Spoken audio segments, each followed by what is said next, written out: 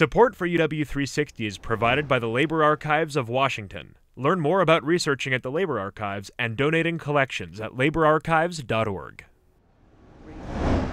The defense was attempting to prove Josue Estrada is a fifth-year graduate student studying history.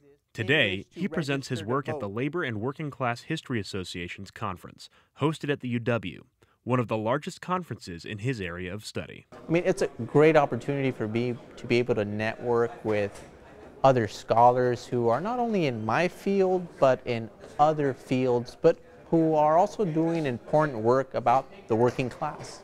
And his most current book is... Excellent group of people, a lot of top scholars, a lot of really smart people, a lot of accomplished people, a lot of people coming up who are going to be the future of the field.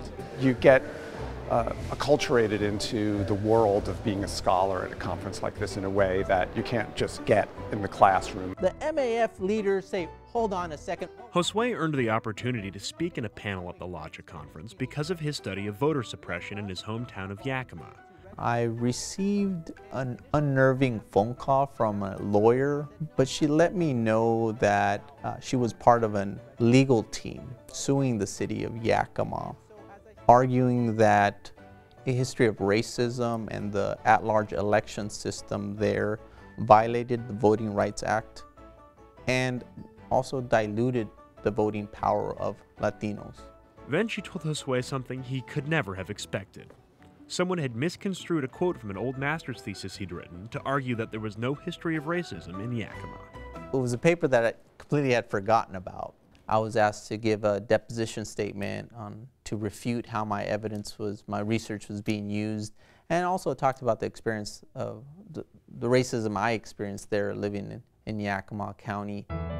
A federal judge ruled that the election system in the city of Yakima had diluted the power of Latinos to vote, and a newly reformed election system led to 2 Latinas being voted onto the city council for the first time ever. This experience got me interested in writing this history about the history of Latino voter suppression in Washington state. I'm looking at, almost a very simple question, is how did Latinos win voting rights? Josue's new research venture took him to the closest available source for first-hand documents, the UW's Labor Archives of Washington. The archives here are so expansive. There is almost an infinite set of resources for new kinds of research projects. There's content here. I don't have to travel. I don't have to spend time and energy going to another site where everything's on campus. It's local. Since digging through the archives, Josue's work has expanded to track the evolution of Latino and Puerto Rican voting rights across the country, and he is driven by a desire to make a difference. I know the power that research has and how a narrative can easily be distorted. The AG wrote that... So they were kind of carrying on the mission as scholars of producing knowledge that enlightens the world about the hardships of working people and people who are marginalized and discriminated against and exploited, but also tells stories about the possibilities under some circumstances for changing those conditions. No, we can't be ignored anymore. It's also influenced by my desire to continue to possibly create research that can once again potentially have an impact on policy.